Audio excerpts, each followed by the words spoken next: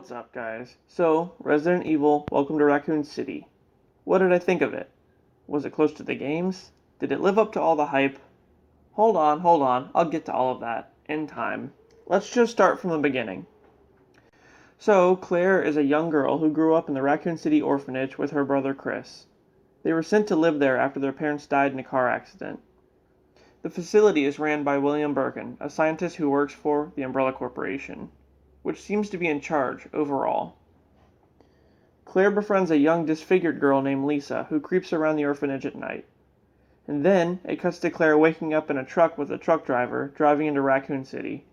She's telling the driver that she's going back to town after all these years. While the truck driver isn't paying any attention to the road, a woman, who's clearly a zombie, walks out in front of the truck and gets smashed. So they get out to investigate, but she's gone. The trucker's dog gets out too, and starts licking up the zombie's blood. That can't be good. Then we get the main title sequence, and it's explained that Raccoon City was once a booming town funded by the pharmaceutical giant Umbrella. But now, the corporation has since relocated, aside from a few scientists, leaving the town a husk of its former self.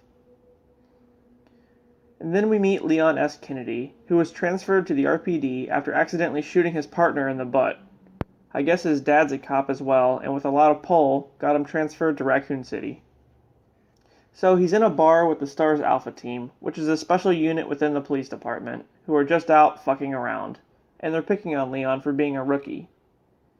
One of the guys, Wesker, even puts a ketchup bottle on his head while he's passed out. Jill, another member of the team, seems to have a romantic interest in Wesker, who, in this version, isn't in charge of the team, he's just on it. And then, two guys from the Bravo team walk in and say they're heading up to the Arklay Mountains just outside of town to investigate some weird murders in the Spencer Mansion, which is a mansion owned by Umbrella. So then, Claire gets dropped off by the trucker and heads to her brother Chris's house, who is also a member of the S.T.A.R.S Alpha team. The trucker's dog, who's looking a little worse for wear, is apparently a zombie now and bites his hand. Well, that's good. So Claire tells Chris that she came back to town to investigate Umbrella because she believes that they're up to something shady. Chris just laughs it off and doesn't believe her, saying why would Birkin have put him through the academy and helped him out then? She explains that she was talking with a guy named Ben, who is also suspicious of Umbrella. And then she shows him a videotape where Ben explains that Umbrella had an incident where the water in town got poisoned and it's infecting everybody. Chris still calls bullshit on it though and heads to the RPD, while Claire stays behind and gets attacked by an infected neighbor.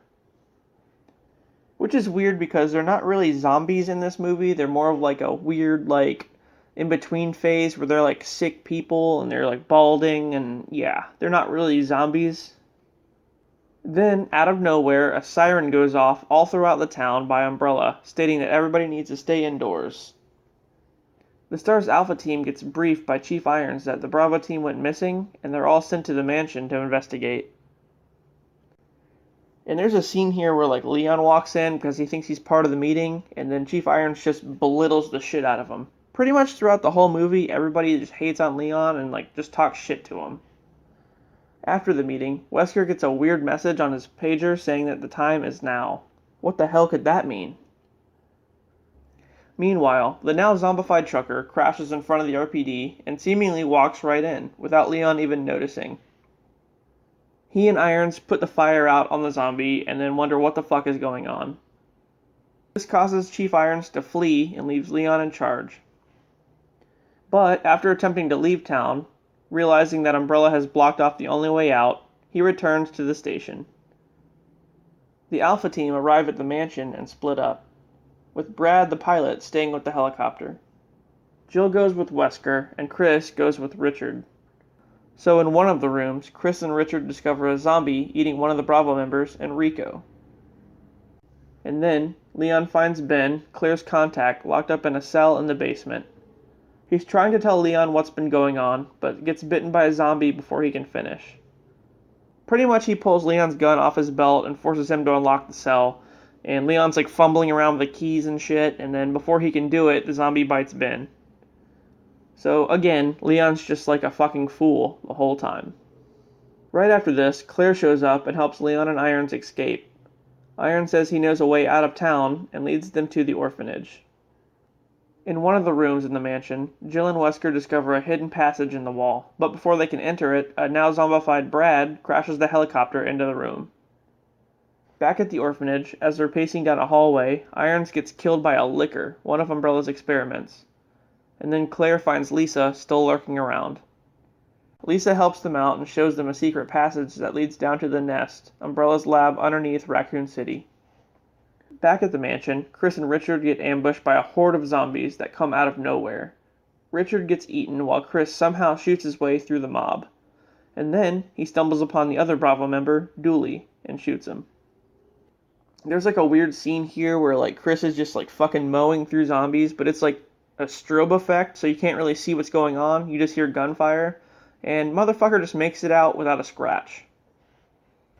Meanwhile, Wesker comes clean to Jill and tells her that he led them there because someone offered him a lot of money to steal the G-Virus from Umbrella, which is the person that paged him, obviously. And also that the city will be destroyed by morning. Wait a minute, the G-Virus? What is that? Oh, don't worry, they'll explain it. So, Wesker leaves Jill behind and heads down the passage, which also leads to the nest. While searching around, Leon and Claire find a room that has old footage and pictures of Birkin experimenting on various children throughout the years, and Claire freaks the fuck out. And then for some reason, she picks up all the evidence and destroys it. Yeah, not your best idea. Probably could have saved some of that to show someone, but what do I know? Then it's revealed that Birkin tried to experiment on her when she was younger, but she got away, which is the whole reason why she left town. Back at the mansion, Jill finds Chris and tells him that Wesker betrayed them all, and then they follow him down to the nest. Wesker confronts Birkin and his family, who have taken shelter down there, and demand that he hands over the G-Virus. Okay, so what's the G-Virus? Well, they certainly didn't take the time to explain it, did they? So, neither will I. Birkin refuses and shoots Wesker, but not before Wesker shoots him back. And then Annette, Birkin's wife, pulls a gun on Wesker and she gets shot in the head. Wesker even goes as far as to try to kill his daughter Sherry, but Jill shows up and shoots Wesker before he can do it. As Wesker's dying on the floor, he gets all apologetic and apologizes to Chris and Jill, which is something Wesker would never do. And then, in his dying breath, Birkin injects a vial of the G-Virus into himself. As they go to leave, Chris is attacked by Birkin, who is now mutated. He gives him a long, drawn-out speech of how he never actually cared about him and all this bullshit, and then he chokes him out. But before he kills him, Claire shows up and shoots Birkin right in the face. So Chris, Jill, Leon, Claire, and Birkin's daughter Sherry board a train that leads to the surface with only about an hour to spare before the city's destroyed. As they're speeding along, Birkin shows back up, even more mutated than before, and is quickly blown up by a rocket launcher thanks to Leon, which just happens to be conveniently sitting on the train. So that's pretty much Leon's claim to fame the whole movie. He was like an idiot, and then this is like his redemption? I don't know. The group then reach the surface and escape as the city implodes in on itself. And then we get a mid-credit scene of Wesker waking up in a body bag somewhere, and he's greeted by Ada, who apparently was the woman who hired him to steal the virus. Wesker is blind now, apparently, because of whatever they did to bring him back, and she hands him his classic sunglasses. And the end. Wow. So that was it. So basically it has all the elements of the games. I mean, a lot of Easter eggs, but yeah. Like, for example, the water being polluted was a thing in like one of the graphic novels, but not in the actual game. In the game, the T-Virus was carried around town by infected rats. And they don't even mention the T-Virus, aside from like Ben like almost talking about it, but he never gets a chance to. Also, Chris being put through the academy by Umbrella? No. He was in the Air Force and then he joined. Umbrella was unrelated.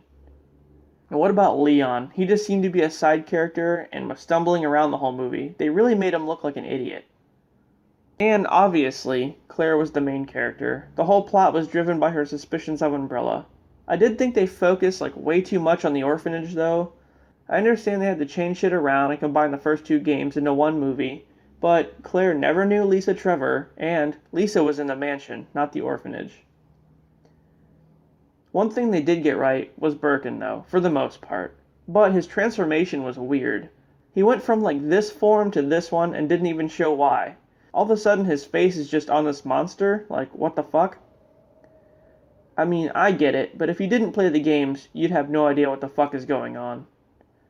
And Jill. I love Jill, but she was also just a side character in this.